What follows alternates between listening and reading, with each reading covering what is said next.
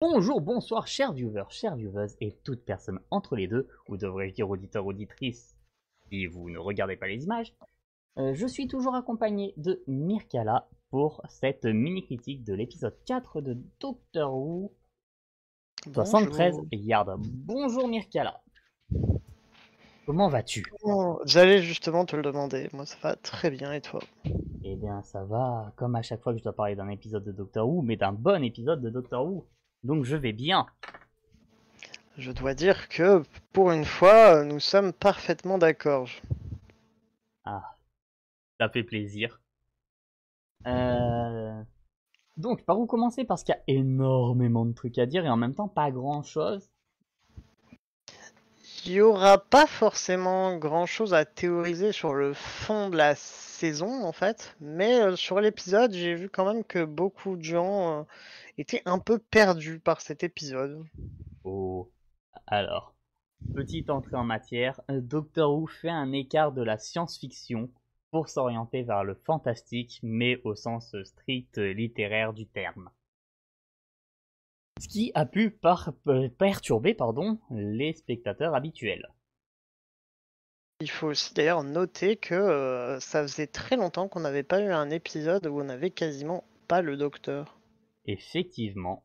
Alors, l'épisode sans Docteur, je crois que le dernier c'était en saison 4. L'épisode avant Midnight, mais j'ai oublié son nom. Ouais, avec Donna, il y avait eu des épisodes avec Clara où littéralement elle était là, il y a 80% de l'épisode sans le docteur, notamment un sous Capaldi si je me trompe pas. Alors par contre le nom de l'épisode et exactement ce qui s'y passe, je ne saurais plus te dire. Mais c'est un épisode, bah, justement l'épisode qui a introduit le personnage qui l'accompagne lors du fameux passage du corbeau. Je ne sais plus du tout le Ah, nom de l'épisode. ok, je Tu vois, sais où je elle vois. prend un peu le rôle du docteur justement en essayant un peu de se mettre dans ses pompes parce que le docteur est, je sais plus s'il est miniaturisé dans un autre espace-temps. Enfin, il y a un truc comme ça, comme quoi il ne peut pas interagir globalement avec l'environnement.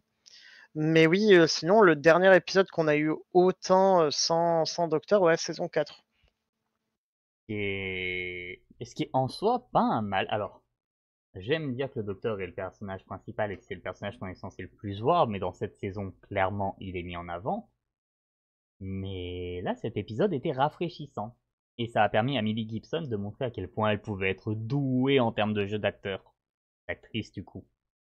Oui, et j'ai trouvé aussi que la structure de l'épisode justement était aussi innovante parce que même si, voilà, sans rentrer dans les spoilers, il y aurait comment dire, un lien assez facile à faire avec Even Cent, on est quand même sur une structure qui nous entraîne quelque part avant de nous entraîner complètement à ses antipodes. Et ça aussi, c'était bien justement pour garder l'attention du spectateur parce qu'on en avait parlé lors de nos dernières critiques, que c'était aussi un des soucis qu'il y avait eu sur certains épisodes, le fait que le rythme et la tension étaient parfois un petit peu en dents de scie. Effectivement. Non, cet épisode était bien rythmé du début jusqu'à la fin. L'introduction assez légère, un peu fun, hein, disons-le. Alors j'ai trouvé l'introduction fun. Je l'ai trouvé fun aussi. J'avoue que j'ai jeté un œil très attentif sur les tenues pour cette fois. Encore une tenue différente pour le docteur. Allez. Ouais, et justement, j'ai été contente de au moins notifier qu'il y avait des rappels de couleurs entre les deux tenues, même si moi c'est pas allé plus loin. Alors je t'avoue que là j'ai été assez juste porté sur la tenue du docteur que j'ai vraiment adoré pour le coup. Bah, celle de Ruby, bon après, ça reste, des tenues adaptées, on va dire, au climat du Pays de Galles. Pour de là à te dire quel type de vêtements elle portait, non. Par contre, la veste du docteur était assortie au haut de de Ruby. C'est le seul truc que moi j'ai notifié. Je l'ai vu, j'ai dit: «Ah tiens, j'aurais quelque chose à dire sur les tenues pour une fois». Il se donne sur cette saison, il se donne vraiment. C'est la saison de la sape, hein. Honnêtement c'est la saison de la sape. On voit qu'il y a des moyens. Disney a claqué le budget pour qu'ils puissent acheter des tenues. Ils sont plus limités à un seul costume maintenant. Ouais. Pour ça que les FX, ils ont pas tellement évolué, en fait. C'est parce que c'est parti en budget costume. Non, tout le budget est parti faire une garde-robe. À moins que ce soit Shooty qui ramène ses propres tenues. Ça m'étonnerait même pas. Ça m'étonnerait pas, et après il s'arrange peut-être simplement ouais, pour les assortir avec Millie. Mais ouais, niveau fringues, ça fait plaisir quand même de voir des choses un peu plus adaptées parce que on a eu des points sur les fringues dans certains épisodes, mais c'était assez rare. On a eu des épisodes où justement, par exemple, l'épisode, si je ne me trompe pas, à Venise, où il y avait des tenues un peu plus adaptées à l'époque ou à l'endroit dans lequel ils sont, mais de manière générale, c'est vrai qu'on reste toujours sur les mêmes fringues, ce qui parfois peut un peu nuire justement à cette, comment dire, la crédibilité des choses. Là, c'est cool en vrai de voir plus de fringues, plus de mise en valeur et aussi quelque chose d'à chaque fois très adapté à la période ou à l'endroit, d'autant qu'il y avait déjà des petites vannes avec ça, de souvenirs. Je crois que c'est sous Clara ou sous Amy que justement il parlait de la place de la penderie dans le Tardis. Oui, oui, oui, effectivement. C'était avec Amy, si je ne m'abuse. Ouais, je pense que c'est avec Amy, ouais. Non, mais Notamment avec cette histoire de piscine et de bibliothèque qui était juste à côté, si je ne m'abuse. effectivement. Maintenant que tu dis, ça me revient complètement en tête. Voilà. Non, mais c'est bien d'avoir, je trouve, ces changements de vêtements et cette adaptabilité. Oh bon sang, je vais plus réussir à parler. Adaptabilité sur les tenues vraiment intéressant. C'est un élément que je kiffe dans cette saison. Mais du Après, coup, il y a beaucoup de choses qui y a de quoi kiffer dans cette saison, et principalement dans cet épisode, tu vois, je fais des très belles transitions. excellent. Excellent, excellent. Donc, 73 yards. Je ne comprenais pas pourquoi on avait un titre comme ça. Je t'avoue que dès les premières secondes, j'ai compris. Du coup, Oui, dès qu'il y a la mise en place de l'événement, j'ai pas envie de dire euh, perturbateur parce que c'est pas vraiment ça, mais dès qu'il y a après, la mise en place du mystère, on va dire ça comme ça. j'ai envie de te dire, on peut spoiler, je crois. Oui, je pense. Au moins le contexte. Le docteur disparaît et j'allais l'appeler Millie Gibson, mais non, du coup c'est Ruby Sunday. Ruby, Et suivi par une étrange vieille dame qui reste à distance d'elle, mais toujours de 73 yards. Sam perd distance. Et d'ailleurs, cette étrange dame a l'air d'apeurer tout quiconque l'écoute. Oui, et ça c'est l'élément le plus étrange de l'épisode, c'est celui que je n'ai pas résolu à la fin. Alors moi j'ai vu des retours d'interview de la part de Russell T. Davies où il expliquait que Oh, justement le but de ne pas avoir explicité, alors je vais du coup être obligé d'aller un peu plus loin dans le spoil en soi, mais let's go. d'expliciter à quel point en fait de simples mots pouvaient détourner un parent proche de soi, c'était là où commençait vraiment la vraie horreur, de commencer à se faire la réflexion de qu'est-ce qui pourrait permettre à une personne, tu sais, quand tu te poses la question, moi, tiens, qu'est-ce qui pourrait me détourner, je sais pas, ma soeur, ma mère, ma copine, mon copain, enfin bref, toutes les personnes proches, et que c'était justement cette volonté aussi de laisser ce raisonnement au spectateur. C'est pour ça d'ailleurs qu'il n'a pas révélé ce qui était dit précisément par cette vieille dame. Et c'est un très bon procédé narratif en vrai. C'est même excellent procédé narratif. Pour moi, bon, je vais rester dans le spoiler, hein, mais pour moi cet épisode il a 3 points qui le fait monter en crescendo, monter crescendo en tension jusqu'à la fin. Le premier c'est l'arrivée au pub. L'arrivée et tout le Ah, passage dans le pub au début, tout le passage dans le village, ouais, ouais. qui était avec Dieu. Après coup hilarant, mais sur le coup hyper angoissant. Ben, en plus, c'est un peu en ça aussi que j'ai expliqué que je trouve que cet épisode a quand même une tournure qui fait que tu sais jamais trop sur quel pied danser parce que tout le début de l'épisode, justement, avec ce passage dans le pub et ce fameux passage où il t'explique une légende qui s'avère en définitive factice.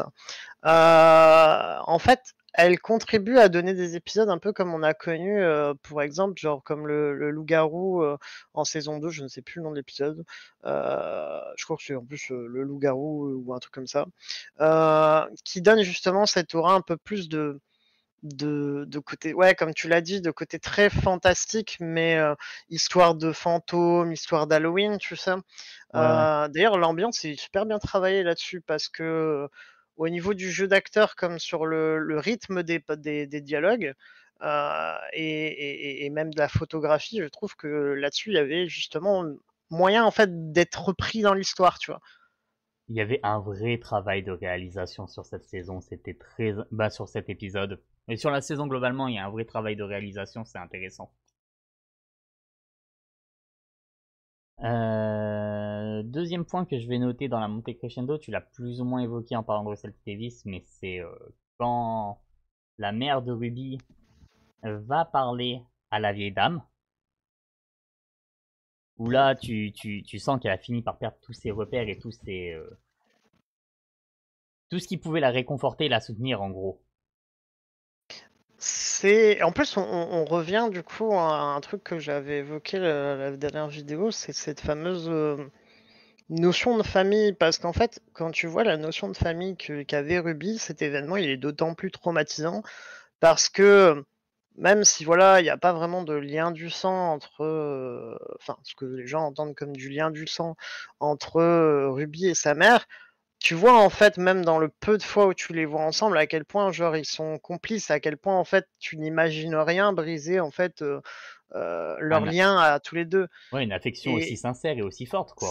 c'est ça. Et là-dessus, en quelques instants en fait tu vois à quel point genre c'est détruit. Et donc ça rend encore plus intriguant en fait ce qui se passe parce que bah, justement tu ne peux pas imaginer ce qui amène là, même les conséquences qui vont avec d'ailleurs. Exactement. Moi, ça n'a fait que rendre la menace entre guillemets, puisque on peut considérer ça comme une menace hein, d'un côté, mais ça n'a fait que la rendre un peu plus effrayante. Mm, Et troisième point pour moi, l'arrivée de Jordan Bardella. Ouais, alors j'ai aussi vu beaucoup de gens. Alors j'ai regardé un petit peu des retours sur l'épisode parce que moi j'ai vraiment kiffé cet épisode. Beaucoup de gens pas comprendre en fait où est-ce que ça a amené en fait ce passage-là. Euh, Pourtant, le Moi je message est trouve, assez clair. bah, en fait c'est surtout quant à la résolution de l'épisode, tu vois. Ouais. Ça apporte une, enfin sans rentrer trop dans les détails pour aller un peu plus dans l'ordre chronologique, mais ce passage, en fait, il occupe toute une partie de l'épisode parce que on a bon, après le passage avec la mère de Ruby, on a aussi un passage avec Unit d'ailleurs. Petit retour de Unit qu'on n'avait pas vu depuis longtemps. Hem, mais tout ce passage-là, en fait, il a l'air d'être, ouais, une finalité pour l'épisode et en fait, pas du tout. Et c'est un peu ça C'est. qui prend les gens en disant: «Bah, en fait, pourquoi ça résout pas le souci?» tu vois?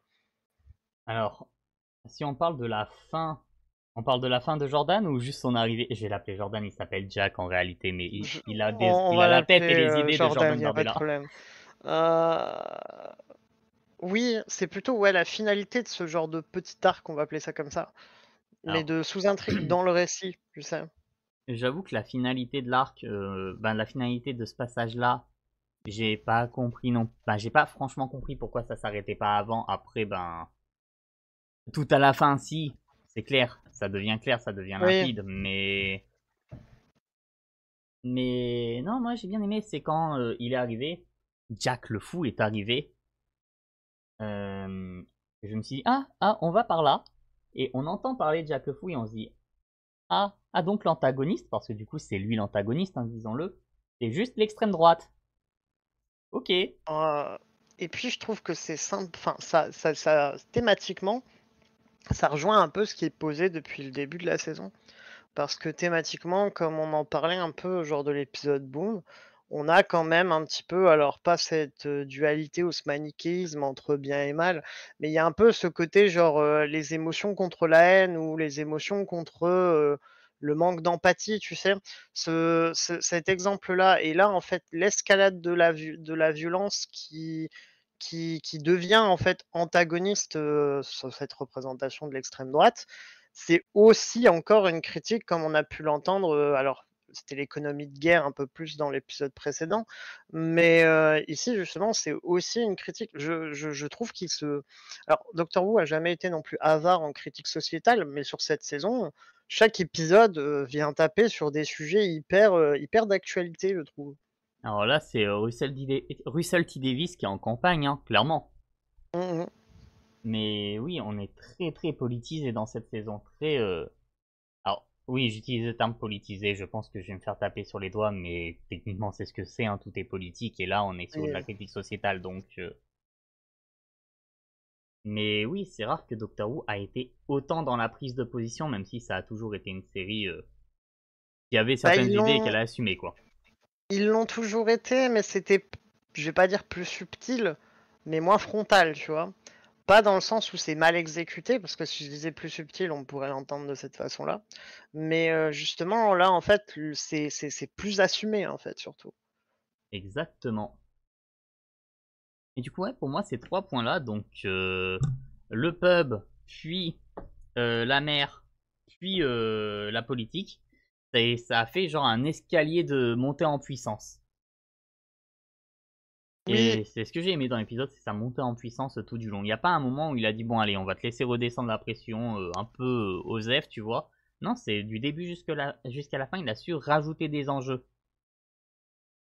il a su rajouter des enjeux et en fait, ça a toujours contribué aussi à ça, au fait que tu saches jamais vraiment où te poser parce que tout comme tu l'as dit, le la première chose qui est mise en avant, c'est cette histoire de pub et là, tu t'attends à un épisode assez classique, en fait, sur une créature fantastique, genre un peu comme, la momie dans l'Orient Express ou ce genre de choses où, au-delà du fantastique, ça reste quand même quelque chose qui s'y apparente, tu sais? Avec, ce côté un peu énigme, mystère, hem, ou, ouais, effectivement, le loup-garou aussi qui allait dans ce sens-là, mais, ce type d'épisode-là, dès lors qu'il y a un retour entre guillemets, je veux dire à la civilisation, même si c'est pas vraiment le cas, mais un retour à Londres, la petite vie de Ruby en fait, du coup, tu penses que l'antagoniste principal, c'est justement cette, créature slash personne qui poursuit Ruby. Surtout avec le passage de la mère qui du coup comme tu l'as dit, en fait valorise en tant qu'antagoniste et là, juste après en fait, c'est pas tant qu'on la laisse de côté, mais en fait, tu vois que Ruby continue à vivre avec un petit peu, au point même pas de plus de le remarquer, mais, de plus y prêter autant d'attention. Elle vit Oui, sa petite vie, elle a repris sa petite vie. D'ailleurs, très beau travail. J'ai vu des gens se critiquer le fait qu'ils aient pas vieilli Millie, Gibson pour lui faire, avoir l'air d'avoir 40 ou 30 ans, j'ai vu ça. Franchement, les gens, ils s'imaginent quoi qu'une femme à 40 ans, c'est ridé et bon à être enterrée? bah, Jodie Whittaker, elle a 40 ans, elle en fait autant que 30 que 50. En fait, c'est un âge où, en fait, tu pas l'impression que c'est une personne âgée à 40 ans, en fait, Mais non, après mais clairement. ça, je pense que c'est aussi le retour du fait que dans les séries, de manière générale, la majorité des protagonistes slash, personnages ont tendance à avoir 30 ans à tout casser. C'est vrai. C'est un peu le côté, Friends, où littéralement on a tendance à, avoir un peu de «jeunisme» entre guillemets dans les séries, mais ça encore c'est un autre débat. Mais effectivement, enfin moi j'ai trouvé qu'elle était très cohérente là-dedans, dans ce côté, vie un peu à part, tu sais? Par vie à part, j'entends quand même que tu vois qu'elle évolue dans la vie, mais qu'il y a toujours un truc qui justement vient un peu foutre en l'air, tout ce qu'elle essaye de construire parce que elle vit pas sa vie pleinement en sachant qu'il y a toujours un peu comme les gens, tu sais, qui vivent avec quelque chose de leur passé et qui Ouais, continuent à aller travailler, ou ce genre de trucs. Tu as ce côté-là d'une personne qui est présente sans être présente, tu sais? je Et vois ça, tout j'ai à trouvé que fait. c'était bien foutu. Ça montrait aussi du coup ça réduisait cet antagonisme avec cette dame pour en plus après te reprendre de court en disant: «Bah, en fait non, depuis, vous vous souvenez du prénom qu'on vous a donné, enfin du nom prénom qu'on vous a donné au tout début de l'épisode?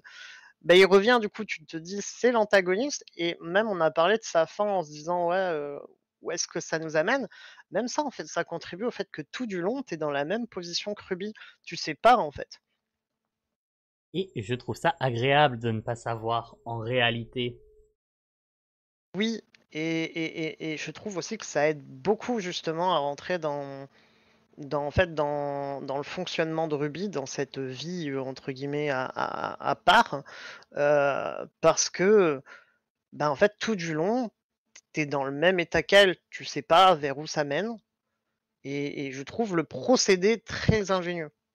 Oui, je voulais lire un moment et j'ai complètement zappé, mais on est très dans on est très dans l'empathie, ça se dit pas de cette façon-là, mais on a énormément d'empathie pour Ruby tout au long de l'épisode. Et oui, les procédés utilisés pour nous faire ressentir cette empathie sont vraiment bien faits. Autant j'adore Ruby depuis le début, autant dans cet épisode, ouais, il y avait vraiment une identification, bon sang, avec elle. Il y avait une identification et je trouve que pour ceux qui ont pas forcément eu possibilité d'adhérer au personnage pour l'instant, parce que là où elle brillait, c'était surtout avec sa dynamique avec le docteur. Elle avait quelques petits développements et tout. Mais niveau personnalité, t'es pas forcément non plus sur une accompagnatrice complètement à part. Je voyais beaucoup de gens d'ailleurs la comparer à Clara, à tort ou à raison. Mais là, je trouve que justement cet épisode lui a permis en fait de se créer son identité. Clairement. En fait, quand on se retrouve avec une saison beaucoup trop centrée sur une compagne, comme l'est la saison 8, ça crée un déséquilibre qui est assez désagréable à suivre. Mm, mm. Mais là où c'est juste un épisode, qui en plus est bon, qui se focalise sur une compagne pour lui donner une vraie personnalité seule, pour ne pas la faire exister qu'à travers les yeux du docteur, let's go, c'est bien foutu. C'est un peu tout ce qu'on attendait en fait de Clara. Enfin, personnellement, c'est tout ce que j'attendais de Clara. Qu'elle puisse avoir un rôle majeur, mais que à côté de ça, elle bouffe pas le docteur par sa présence, tu vois. Désolé, je buvais, mais oui, complètement. T'inquiète. Non, clairement, je trouve la façon dont est racontée, la façon dont est écrite Ruby bien plus pertinente que la façon dont est écrite Clara.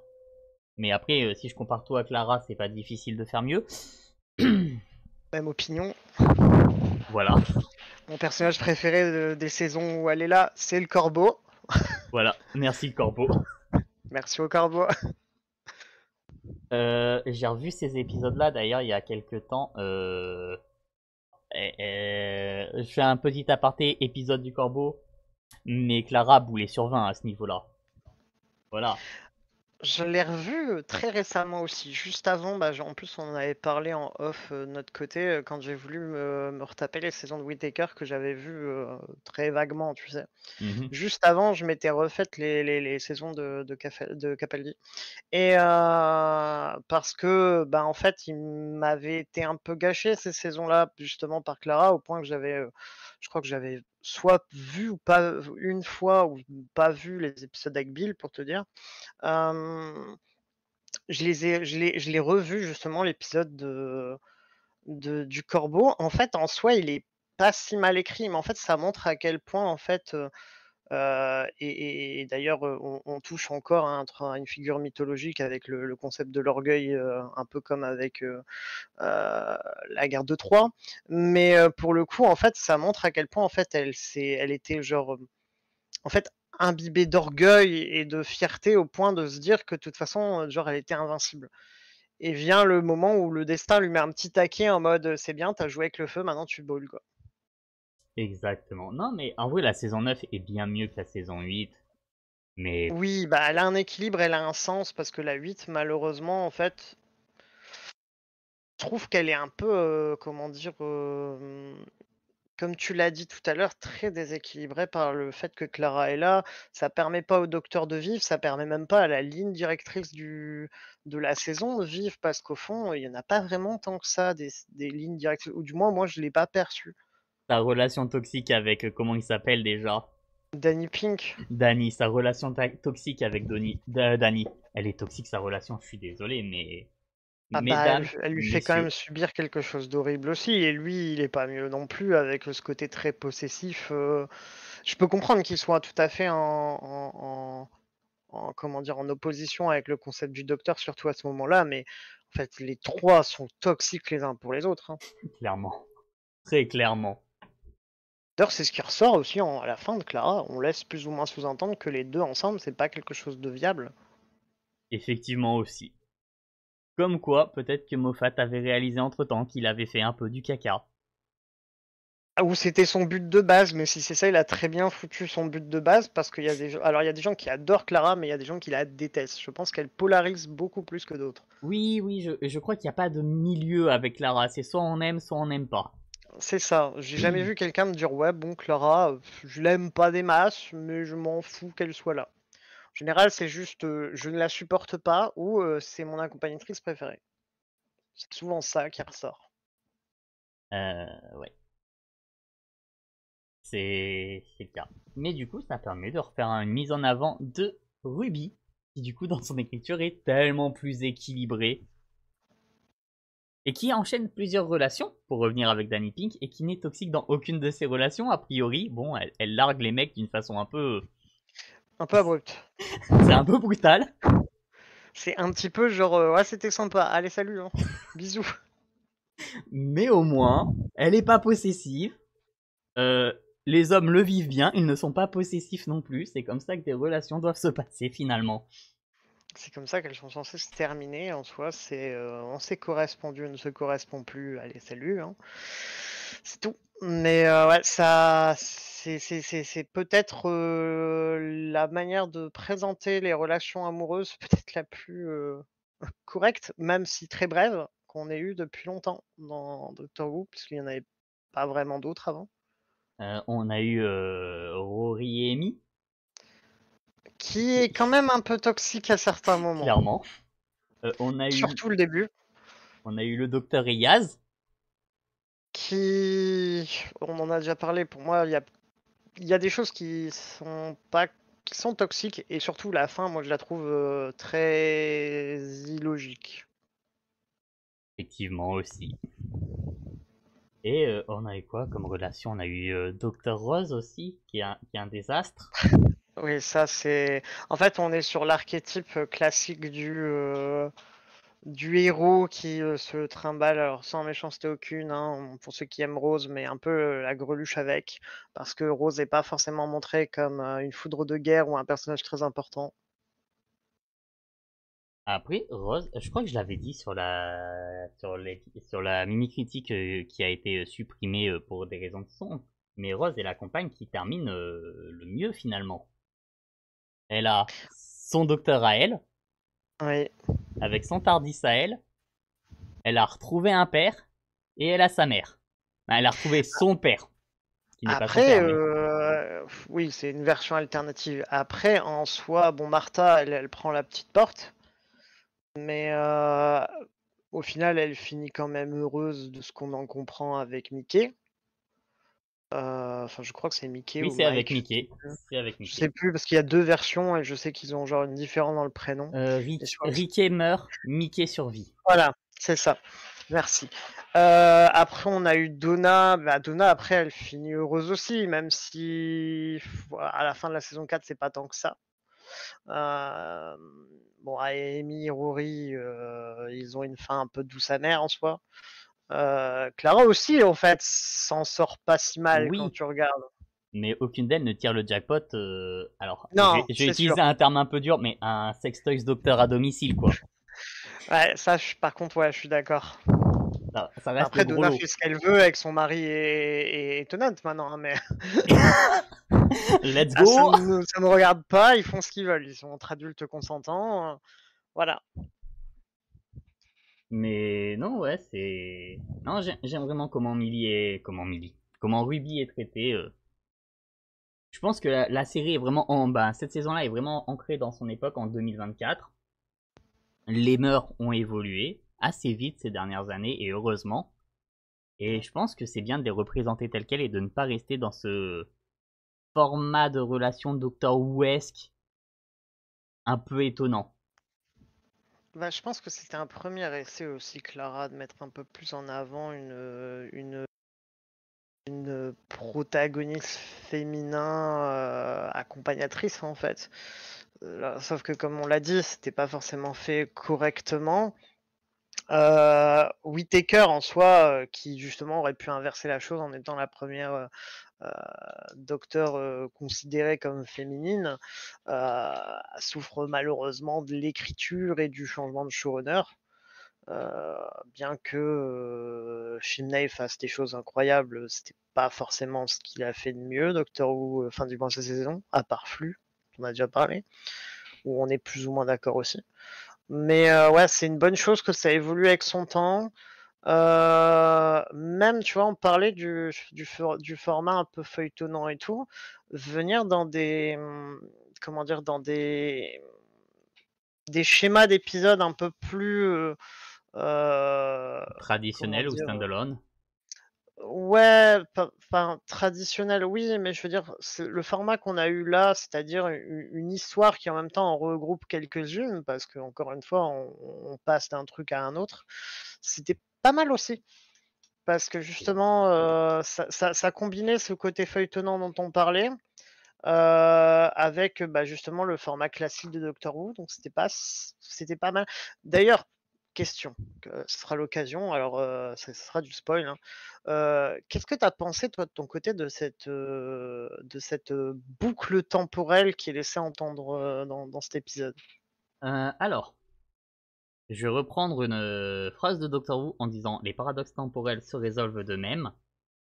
Et là, j'ai Mmh. plutôt envie de dire la boucle est plus ou moins rompue. Il n'y a pas vraiment de comment dire.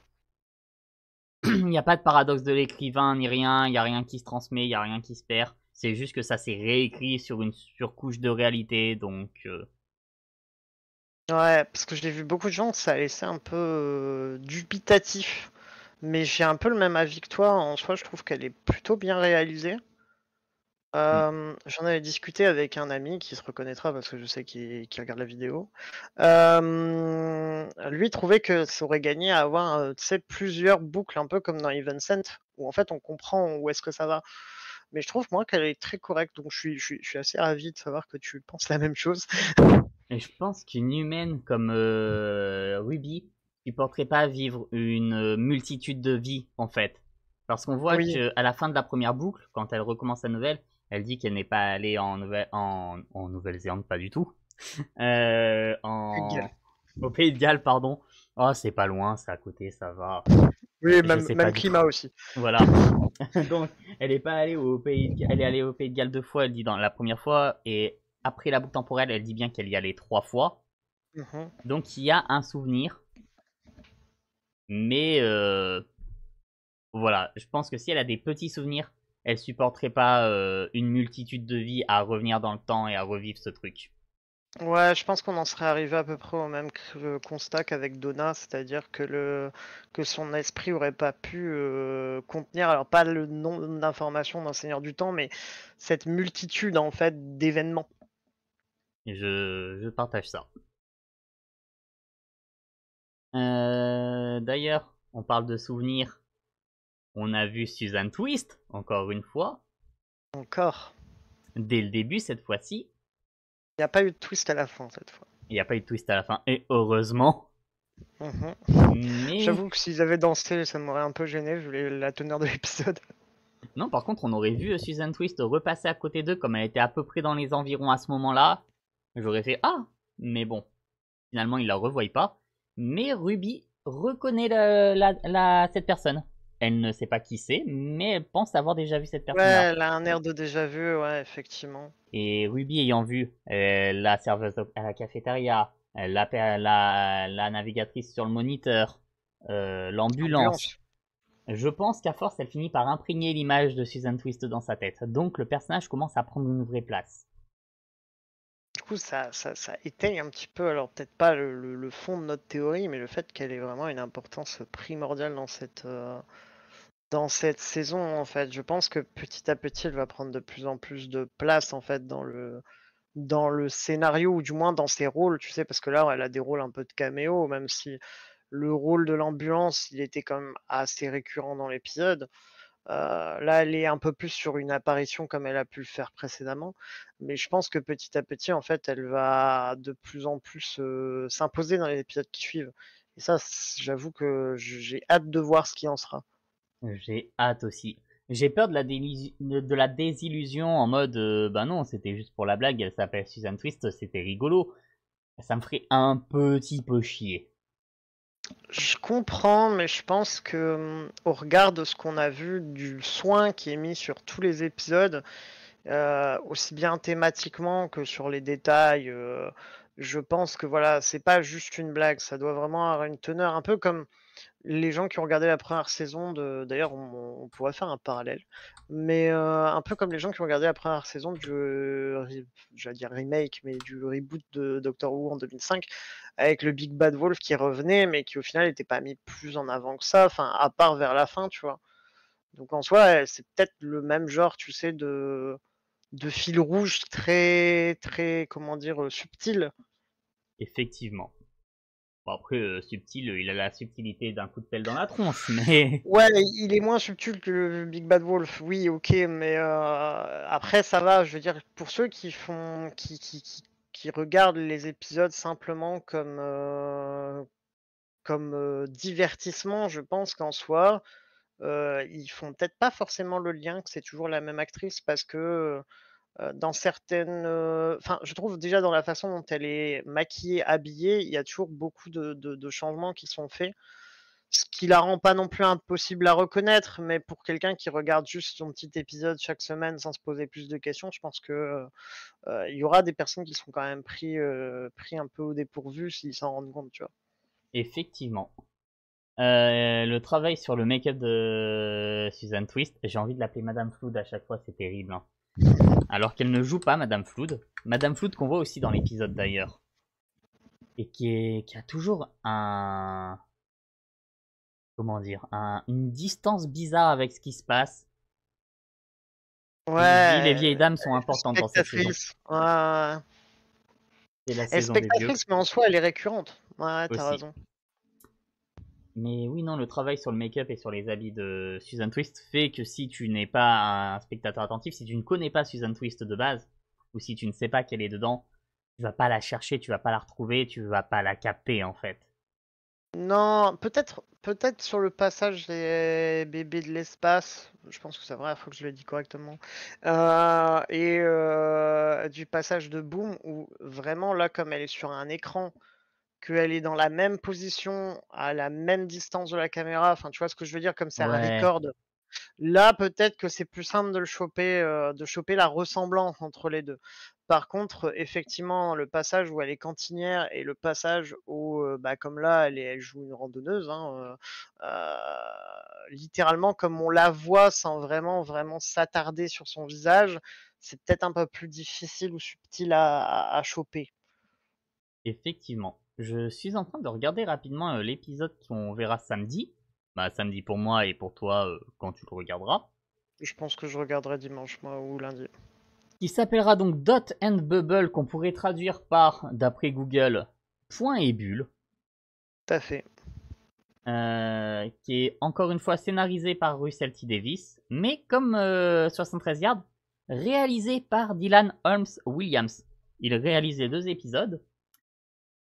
J'ai bien aimé sa réal sur 73 Yards. J'ai hâte de voir ce que ça va donner sur Dot and Bubble. L'épisode, moi, j'avoue que même au-delà de la réal, parce que la réal, je l'ai beaucoup aimé aussi.